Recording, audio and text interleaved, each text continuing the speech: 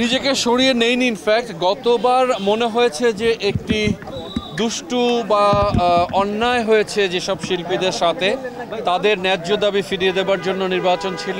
So সেই দাবি সেই শিল্পীরা ফেরত পেয়েছে, তাদের যে অধিকার, ভোট দেওয়ার অধিকার ফেরত পেয়েছে। তাদের সাথে দাঁড়িয়ে প্রায় 1 ঘন্টা, 1.5 ঘন্টা তাদের সাথে লাইনে দাঁড়িয়ে আমি অত্যন্ত আনন্দ নিয়ে ভোট দিয়েছি এবং শুকুর আলহামদুলিল্লাহ বলেছি। সো আমি তো বললাম যে তাদের প্রতিক্রিয়া চাইতে তাদের সাথে লাইনে দাঁড়িয়ে আমি সামনে, তারা সবাই বলছিল যে আপনি সামনে যান, তো তাদের সাথে আমি দীর্ঘক্ষণ প্রায় 2 ঘন্টা মতো লাইনে দাঁড়িয়ে আমি যখন ভোট দিয়েছি বা দীর্ঘ সময়, আমি আসলে আমার কাছে অত্যন্ত আনন্দ লেগেছে, ভালো লেগেছে। দেখেন, শিল্পীদের জন্য কাজ করার জন্য আসলে পদ বা চেয়ারের খুব একটা প্রয়োজন আছে বলে আমি মনে করি না। শিল্পীদের জন্য কাজ করতে চাইলে যে কোনো জায়গা থেকে করা যায়। আর একটা কথা আমি মনে করি যে শিল্পীদের জন্য কাজ করে সেটার অসংখ্য প্রচারটা দরকার নেই আসলে।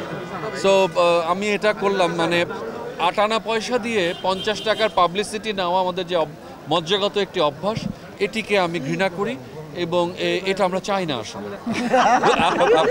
কোশ্চেনটা আসলে রিফ্রেশ করা উচিত।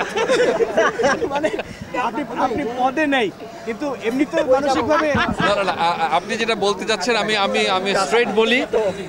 আমি হ্যাঁ, যেটা হচ্ছে যে আমি কলি ভাই এবং নিপুণের যে প্যানেলটি আছে, এদের ম্যাক্সিমাম মানুষের সাথেই আমি আছি এবং আমি মনে করি বিগত দিনে নিপুণ এবং আমরা একসাথে মিলে যা করেছিলাম, আমরা অনেক কাজ করেছি, ভালো কাজ করেছি। তবে আমরা একটা জিনিস করিনি, সেটা হচ্ছে আমরা শিল্পীদেরকে ছোট করিনি ক্যামেরার সামনে কিছু দিয়ে। সো সে কারণে আমরা যাদের জন্য যা করেছি অত্যন্ত গোপনে করেছি। সো আমি আশা করি যেই আসুক সামনের দিনে শিল্পীদের জন্যই তো আসবে। সো তাদের কোনো কাজ বা শিল্পীদের জন্য যদি পাশে দাঁড়ায়, এটা যেন গোপনেই দাঁড়ায়, প্রকাশ্যে অসংখ্য ক্যামেরা ডাক না দিয়ে যেন শিল্পীদেরকে কোনো কিছু দেওয়া হয়। দেখেন, কে কার জন্য প্লাস পয়েন্ট আমরা জানি না। ভোটারদের স্বাধীন মতামত রয়েছে। ভোটারদের যাকে যোগ্য মনে করবে তাকে ভোট দেওয়ার সম্পূর্ণ অধিকার আছে। সো স্বচ্ছ ব্যালট পেপার, যে যাকে খুশি ভোট দিচ্ছে, আনন্দ নিয়ে ভোট দিচ্ছে। আমরা একটি আনন্দঘন পরিবেশ দেখছি। এখানে কে পাস করবে কে ফেল করবে আমি জানি না। দেখেন, মিশা ভাইয়ের নৌকা যদি বলেন, আমি এটার সাথে ডিফার করি। মিশা ভাইয়ের নৌকা আসলে না, আর নৌকা শব্দটি অনেক অর্থবহ।